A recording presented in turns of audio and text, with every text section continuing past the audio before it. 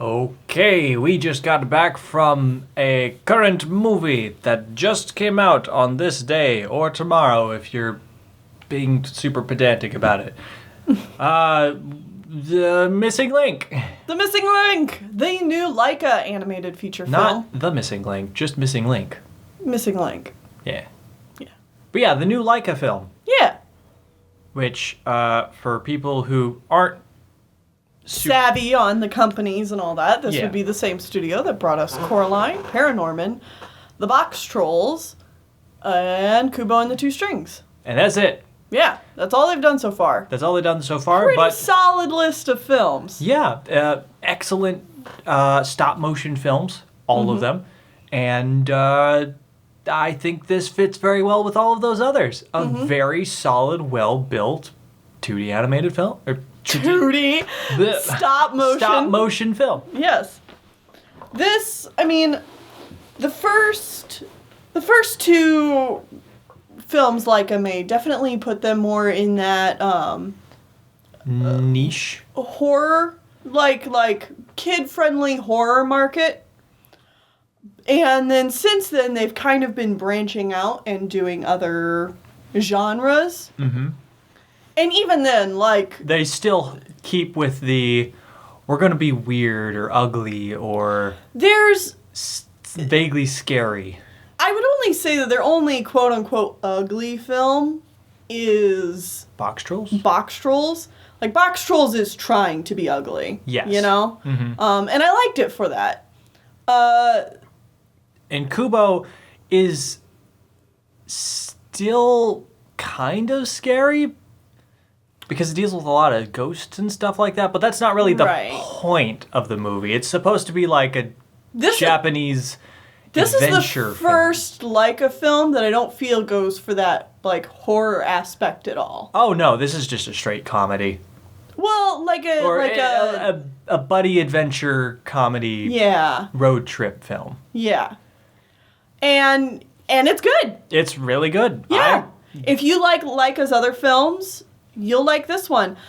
There was something I was going to say about LAIKA, though, is that all of their films, and maybe this is just me, all of their films have this very genuine but very palpable awkwardness about them.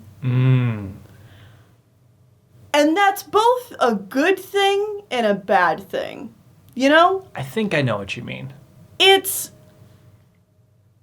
hard for me to describe, but it's whenever I'm watching a LAIKA film, the thought just always crosses my mind of like, well, this is kind of awkward. This is kind of awkward. And I don't know if it's intentional or not. I think I know kind of what you mean. LAIKA, to me, has always been a company that it's like, we're not mainstream. Right. And we don't want to be. Yeah. We like our weird niche, which is still kind of appealing to the public, but is still offset to the side just a little bit. I think what makes the awkwardness so palpable for me is the fact that they're such polished films. Yes. They're so polished. They're immaculately made. That the They're fact so that the good looking. Yeah, that the fact that the story and characters, and that's not to say that the characters themselves are awkward, although a lot of the times there are awkward characters. Right, but it's little choices in how characters interact with each other and how long a shot stays on characters that makes it feel awkward. Like, it's not necessarily the way the characters are interacting, it's the way they're shot that feels awkward to me. And a lot of that might just be, or I'm just insinuating here, but some of that might just be because of the limitations of the art form, of it being a stop motion film. There is still some limitations as to what you can do with that. Right. There's so many times when watching a LAIKA film that and this was something I noticed particularly in Kubo and the Two Strings and in this movie, where whenever they do action shots, it feels slow. Yeah. And as a 2D animator, I'm like, come on, let's speed this up. You need to cut some frames. Cut frames. Yeah, you need to take this into the editing room and cut some of this stuff out cut to make some it of these snappier. frames, just like squish these together, hold this frame a little bit longer. There needs to be more of a snap to it.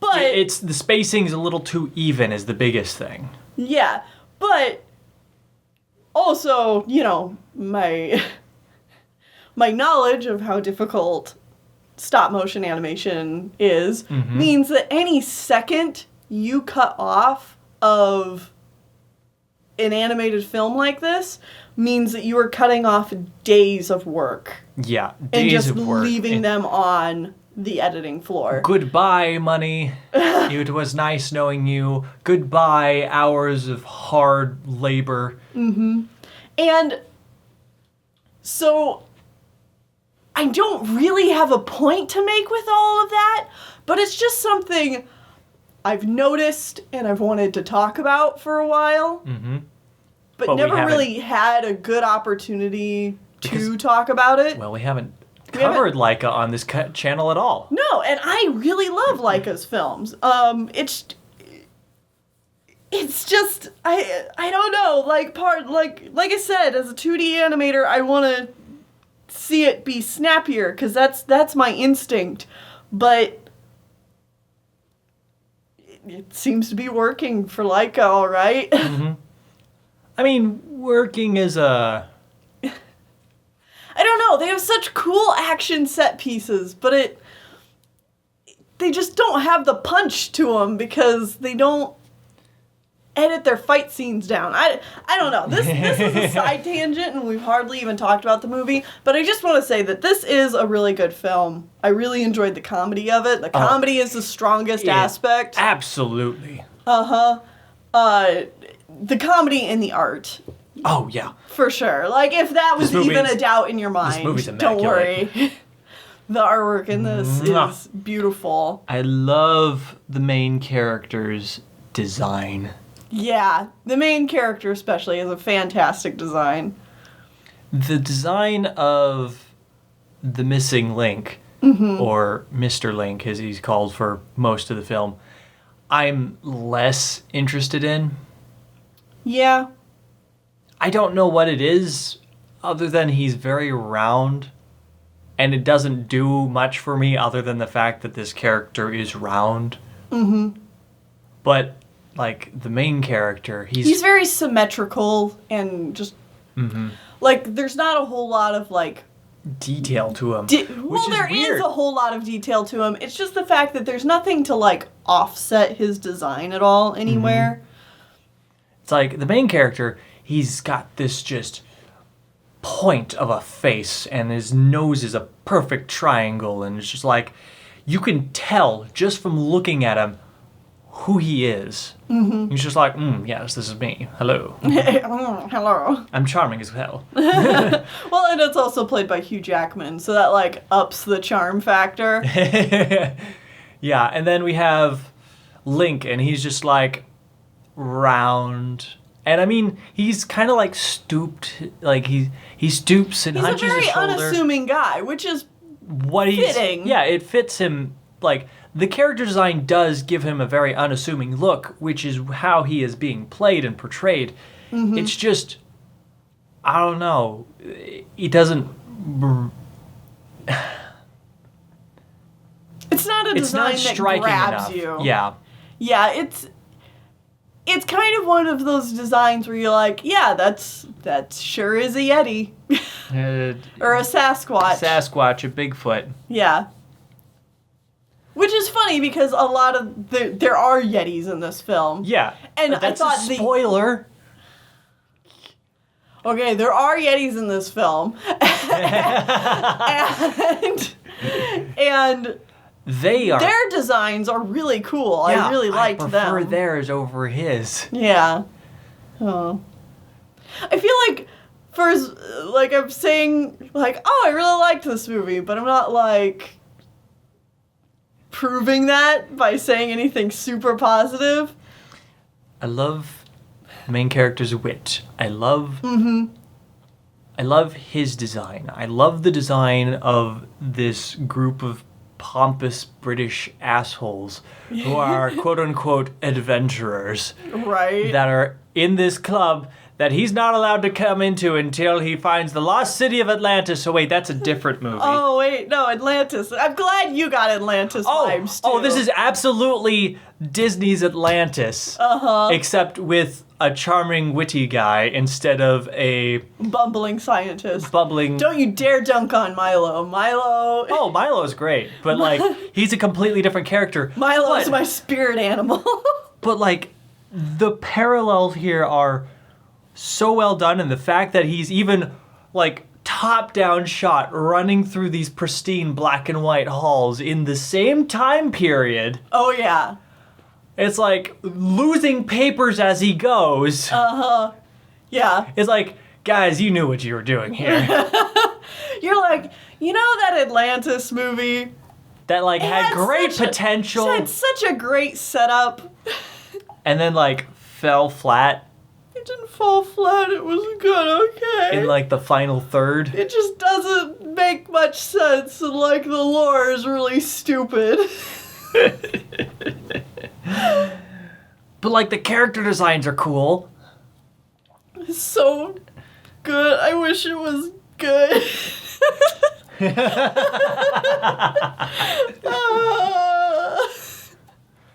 Anyways, back to this movie. Yeah.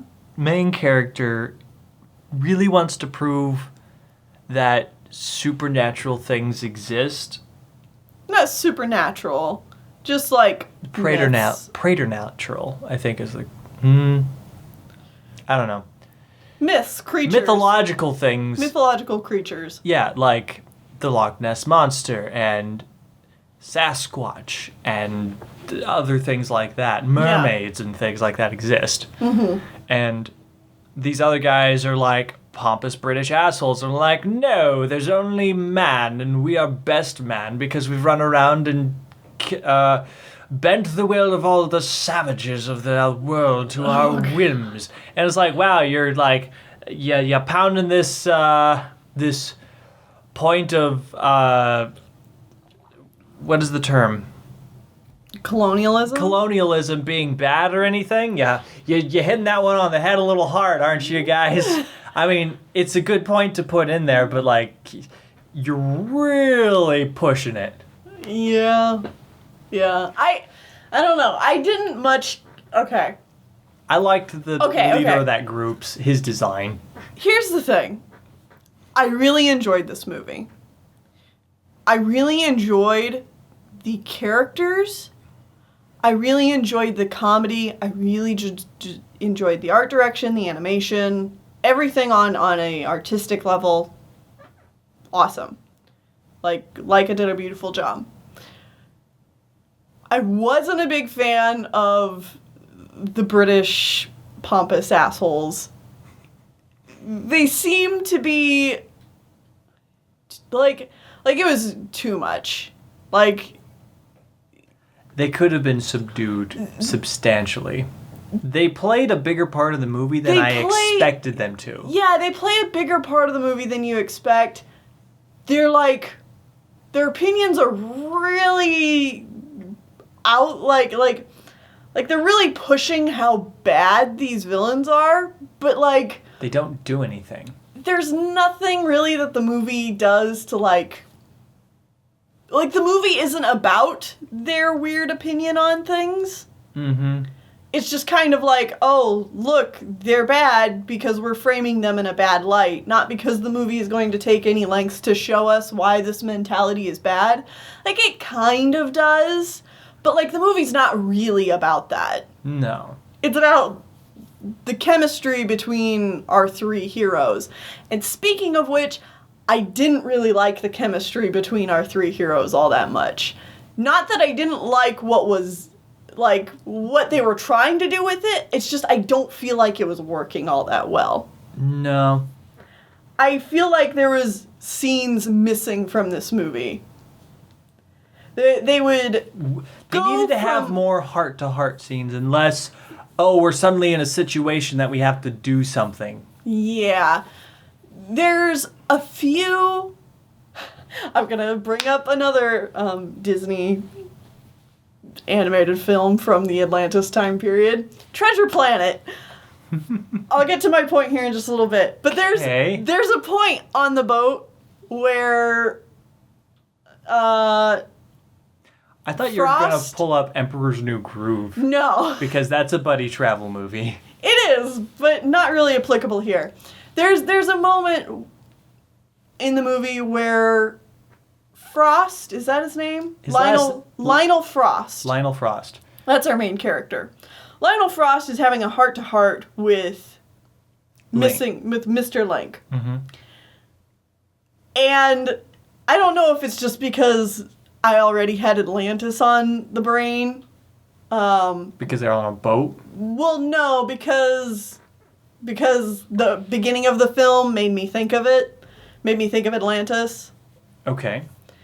But, like, during that scene, I was also thinking of Treasure Planet. Because I was thinking of, like, oh, this kind of feels like a similar heart-to-heart like John Silver has with Jim Hawkins. They're on a boat, they're looking out at sea, and they're having a heart-to-heart. That's basically the only similarities. Yep. I'm reaching here, okay, guys? Just, like, reach along with me a little bit. But, like, the heart-to-heart didn't feel as genuine, and because I'm already thinking of another scene that, like, I think is super genuine and, like, super good, it made it all the more a little bit disappointing. And that's not the movie's fault. That's my fault. But I mean, another thing to think about is the fact that LAIKA has never, to me at least, never has been super well developed in the inter-character relationships. Right. I would agree with that. Like, there are characters and they interact with each other, but they don't get to know each other in the same way that you often do in, like, a Disney film or something like that. Yeah.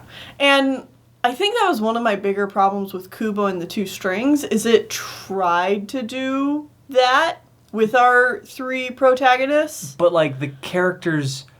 Those three characters have no chemistry. Yeah.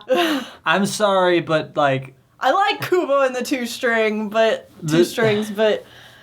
But Beetle Dad, Monkey Mom, and Kung Fu Action Child don't mix, like, really at all. Yeah.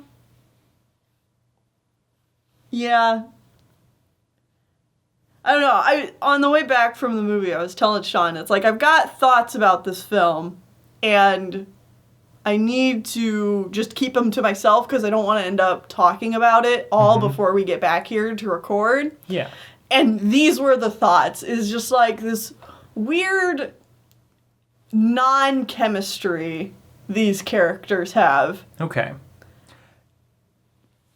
I like this discussion that we're having, but I feel like we're kind of phasing in and out of what could be potentially spoilers.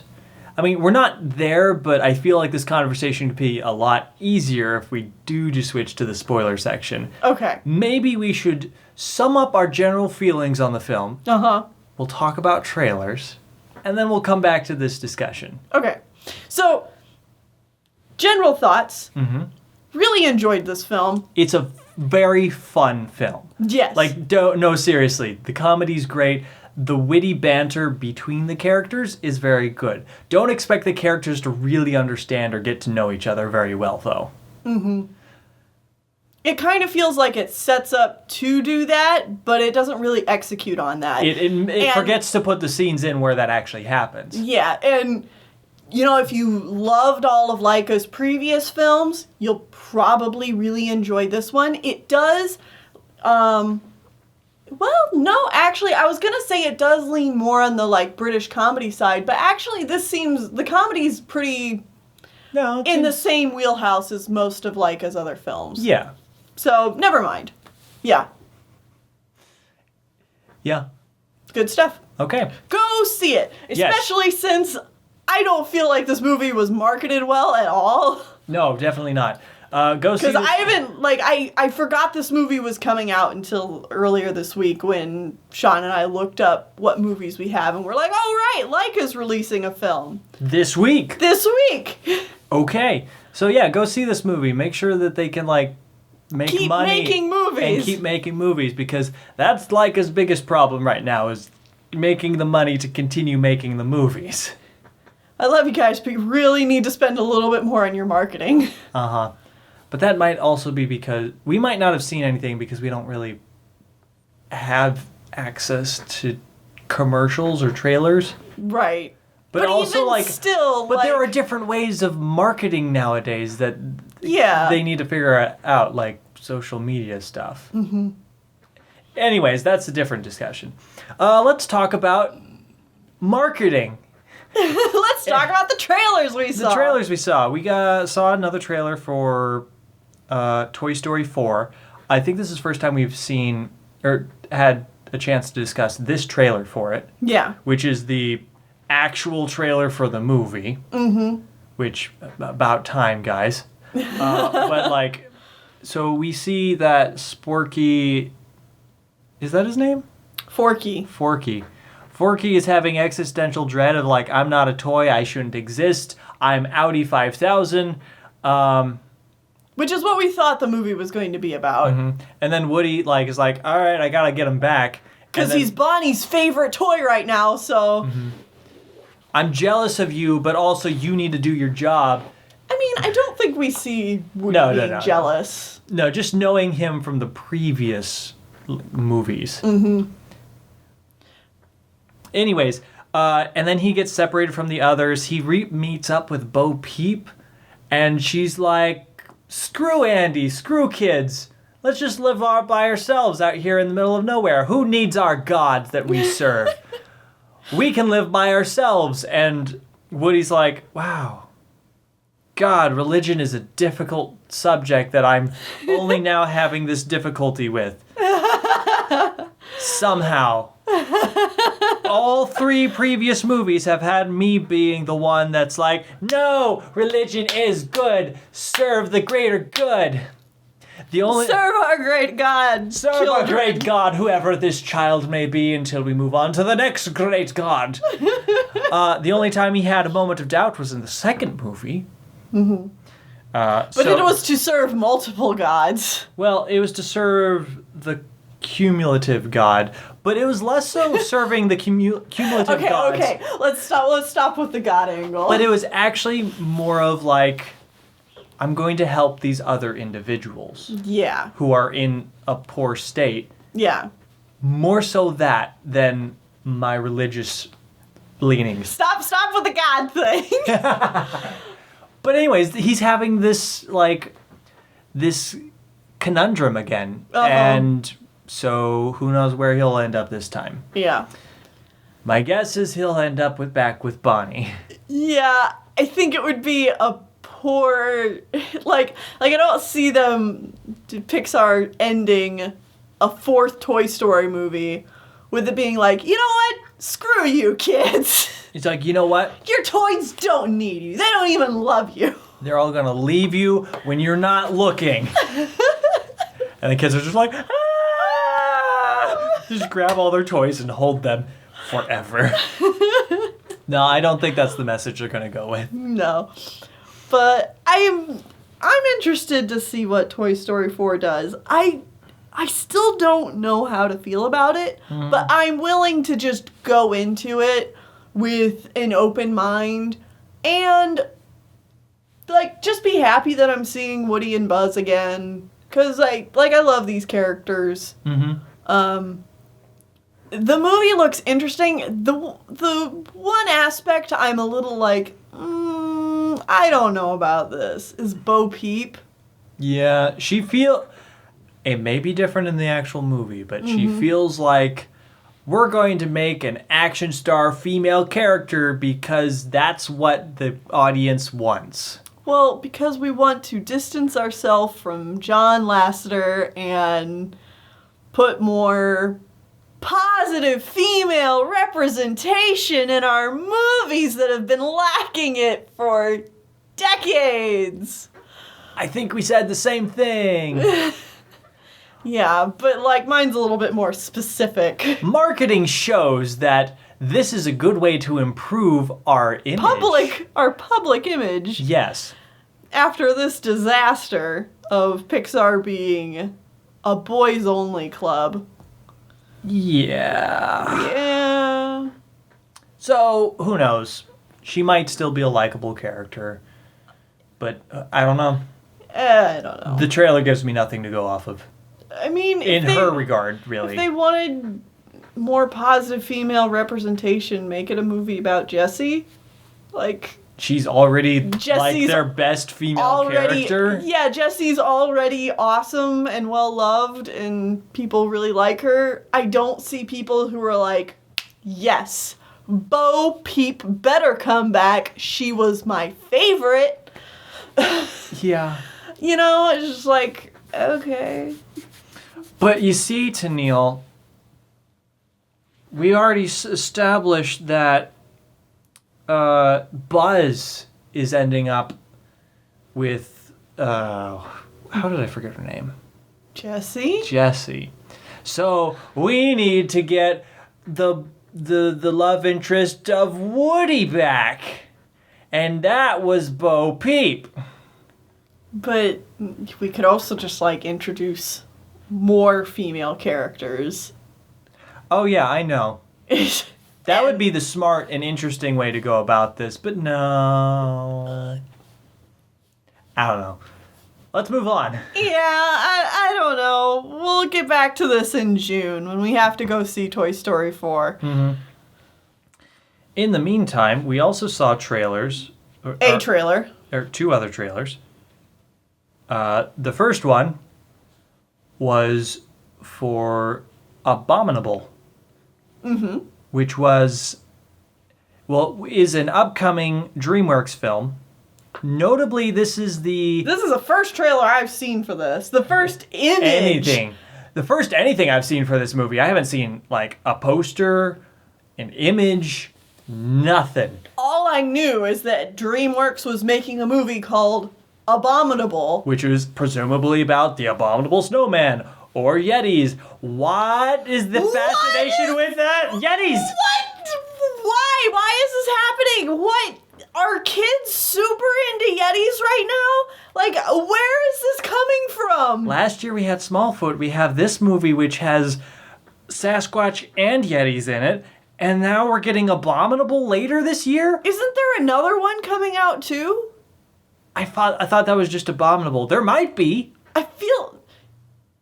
Maybe next year?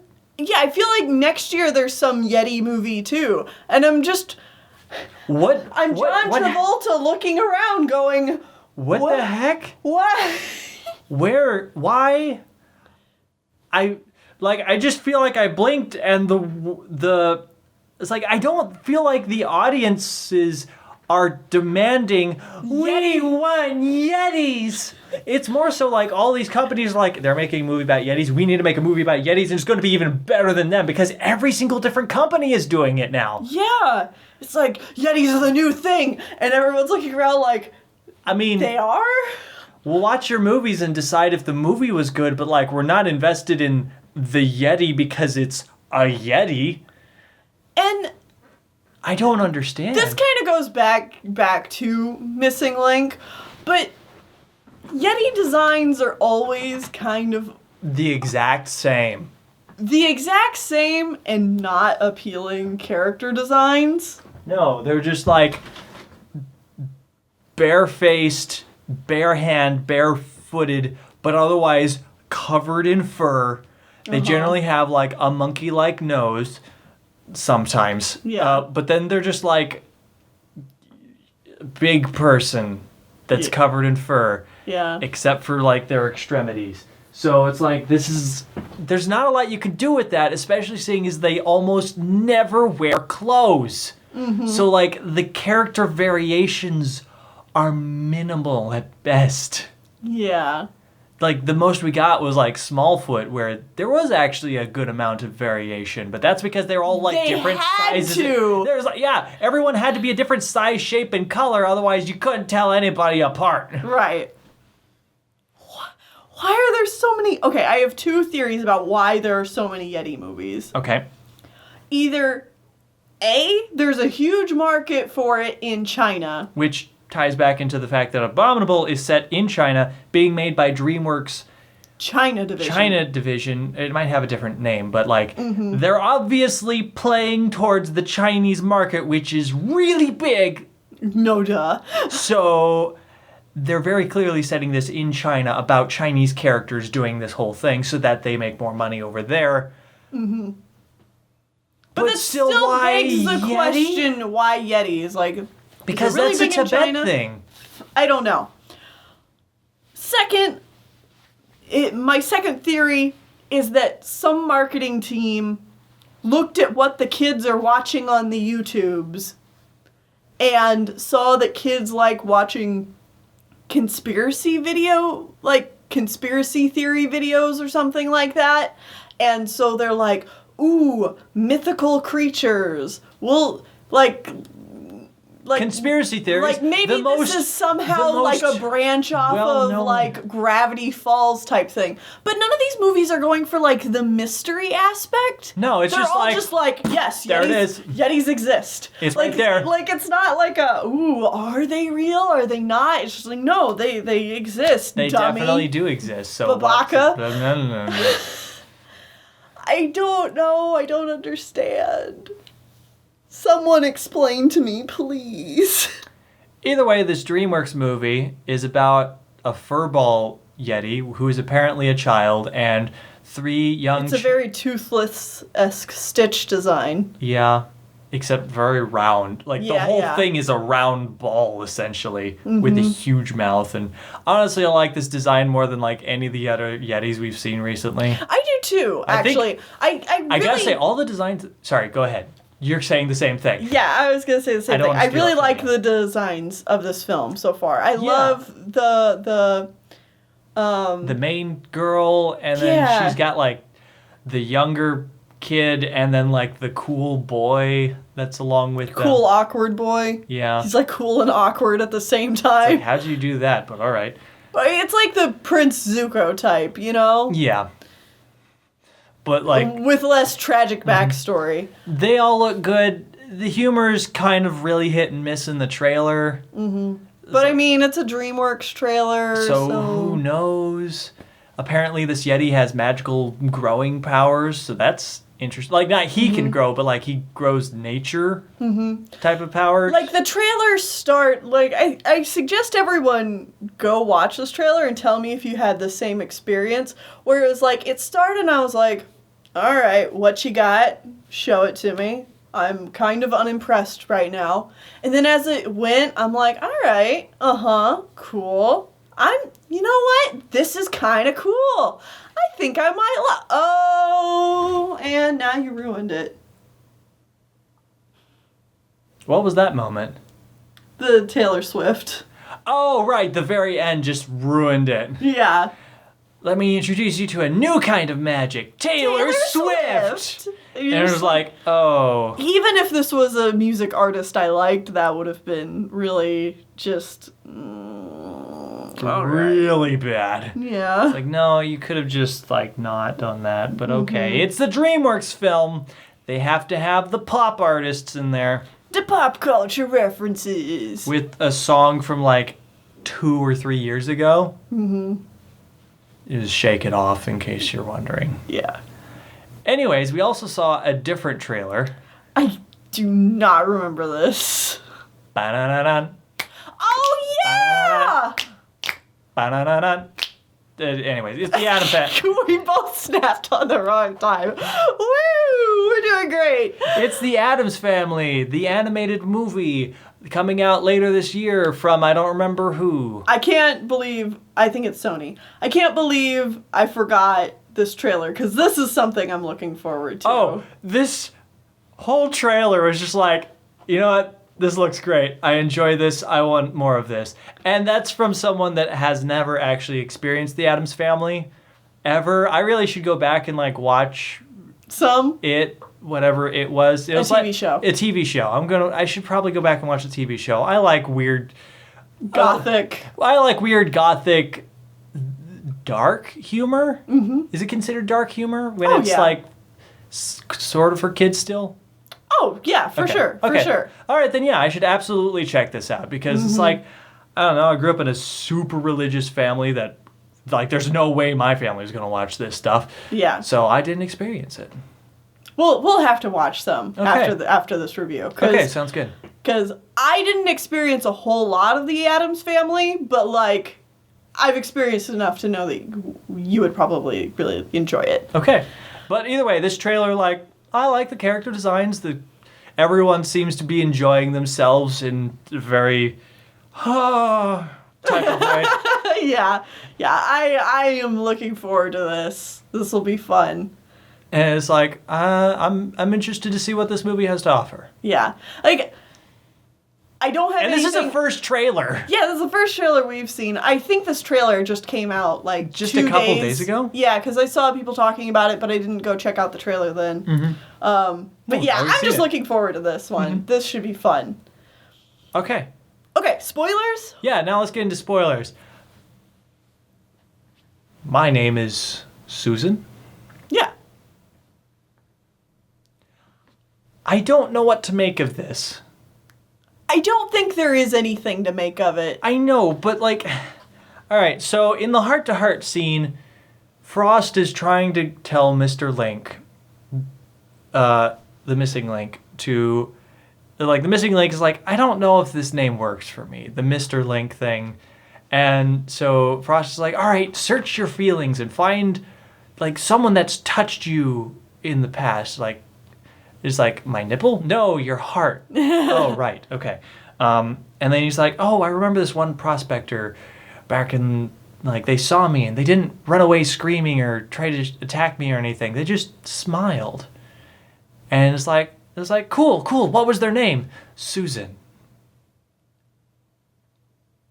Okay. And it's like, it played for comedy that the fact that the name he chooses for himself is Susan. Mm-hmm. Because it was a woman. And he's like, yeah, that's a woman's name. He's like, yep. It's like, all right, is this just supposed to be a joke or...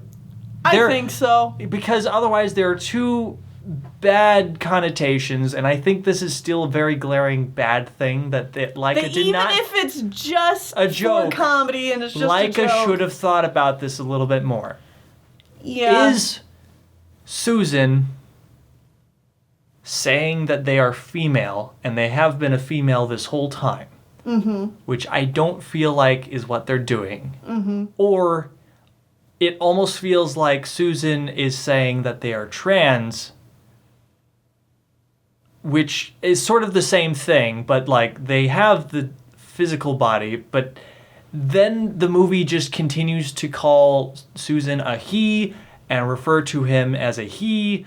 And call him Mr. Link. Mr. Link, even though Susan has said they don't really care for that name very much. Yeah. Which is like, so if this is a trans thing, that's considered a dead name. You don't do that. Yeah. And if this is supposed to be a trans thing, even if it's not, they should have thought about this, and this is very insensitive to trans people. Yeah. And it's like... Well, and not even just insensitive to trans people, but like just insensitive to the character Susan. Yeah. Yeah, Susan is a great person that is really charming and kind of stupid, but that's their part of their naivety charm. Yeah, they're not stupid, they're just naive. They're very naive and charming because of it. And it's like the main character continues to mock this character, even though that was supposed to be like the growing moment where he stops doing that. Right. Well, and Adeline continues to call Susan Mr. Link too. Oh yeah, there's a girl character that exists in this movie. Yeah, I yet again, I don't, like you were saying, I don't think that LAIKA intentionally did this. Yeah, meant anything by it. They're just like, oh, their name is Susan and also Mr. Link. But it's weird that they chose to have Susan be like, yeah, I don't really care for the Mr. Link name, and then continue to have Susan's supposed friends continue to call Susan Mr. Link. Mm-hmm. It's like, obviously, I may be reading into the whole insensitive to trans people. I would actually love to hear from anybody in the audience, if they are trans and if they have seen this movie, how they do you felt feel about it. How do you feel about that whole thing? Yeah. Because for me, it felt kind of uncomfortable. It did to me, too. Especially, okay, because, like, right after that conversation. Like, literally less than a minute after this conversation, they refer to him as Mr. Link again. It's like, no, Susan. Yeah. Just call them Susan. Never bring up Mr. Link again. Yeah. It's really easy. Yeah. Just, that's probably my biggest issue with the entire film. Mm-hmm. Just like this one conversation. You called attention to it, and now I can't not notice it for the second half of this movie where you continue to mess it up. And they do it like intermittently too. It's like sometimes it's Mr. Link, sometimes it is Susan, but like it just keeps going back and forth, and it's like, why? Yeah. Well, and for a movie called Missing Link, Susan really isn't the main character. No. Like, it's more so about Lionel Frost and... Lionel Frost learning to not be an asshole. Yeah, and, like, I like Lionel Frost, but I wish the movie was more so about Susan. Yeah, Susan should have probably been the main character of this movie. Yeah, and I'm not a super big fan of Adeline. I think that's her name. They gave her a weird name. I think her name's Adeline. The Latin chick. Yes. Well, yeah, Spanish, whatever. Latin America. Yeah. Somewhere, she lives in California. But, like... And, like, she very clearly is a native, like, Spanish speaker. Yeah. Native Spanish speaker. That's a weird way to put it. I don't know. But... I honestly thought she was fine, but she also had some, like, weirdly forceful, like, commentary speech. Yeah. Here and there, where it's like, I see exactly why you put this in here, because you're, like, trying to say a point, but you couldn't figure out a smoother way to get this in here. Yeah, well, I'm torn because, you know, I don't dislike her, but I feel like her inclusion to the story made it so that she was the one to have to come in and mom Lionel Frost to be a better person. Yeah. She's she's very blunt about, you're a terrible person and you need to be better. Like, that's all she says to him throughout pretty much the whole movie. And Lionel Frost is just like, fine. Right, whereas if she wasn't there, I feel like... We could have had some self-reflection. Yeah, like Lionel Frost and Susan could have come to these conclusions themselves. Yes. Instead of her saying, hey, you've been treating Susan, or at this point Missing Link, badly, you should go talk to them. Instead, it could have been Susan, who's like, hey, you've been treating me badly, and we need to talk about this. Mm-hmm. So instead, it's like she's putting all the work in to fix their relationship when they should be doing it, and I don't know. Yeah. Like I said, I don't dislike her character. I just don't like what her character ended up doing throughout the course of the film. Right. Like, what her role in this all was. Because before she comes into the movie, like, Lionel and Susan have a much better banter and chemistry with each other. Yeah.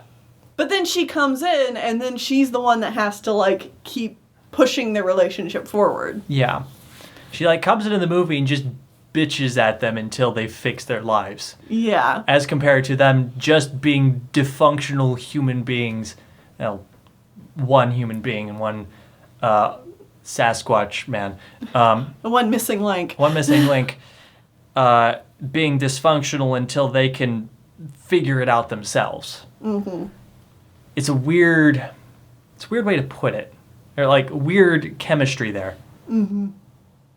Again, these are us nitpicking about the movie because it's still a lot of fun. Mm-hmm. But this is one of those movies like, it's a lot of fun, but now I want to talk about it in the parts that I don't like and see if would have been a better way to go about it. Yeah.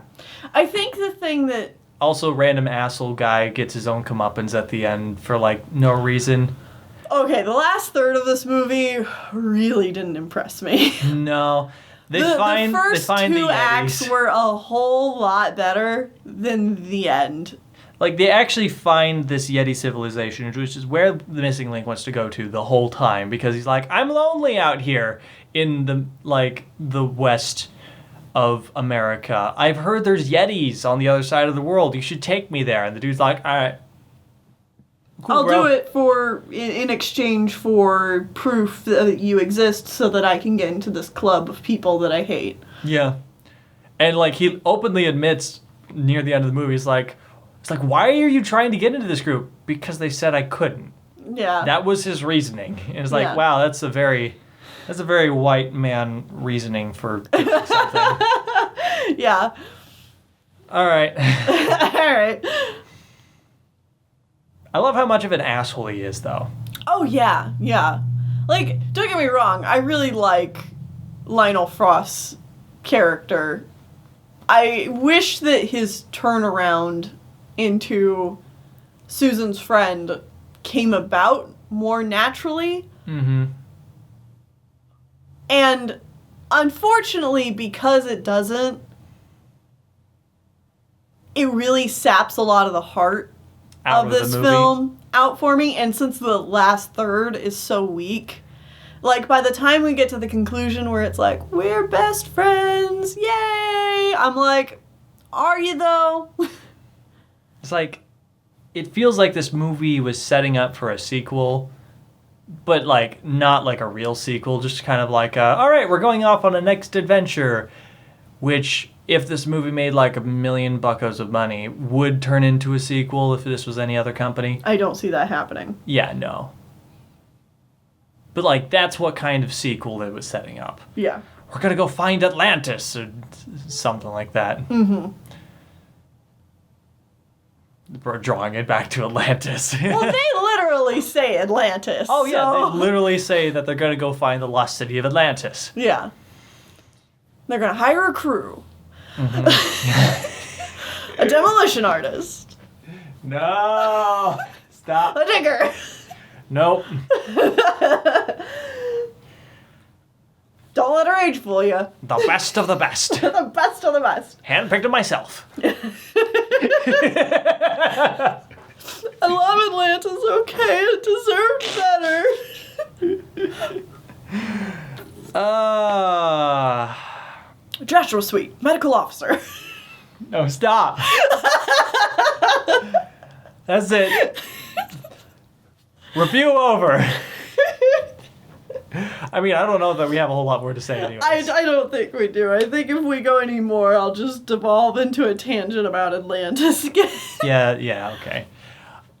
That's it. I think the next movie we're going to see is Ugly Dolls? I feel like that's the next movie coming up, and that's like in like 2 or 3 weeks.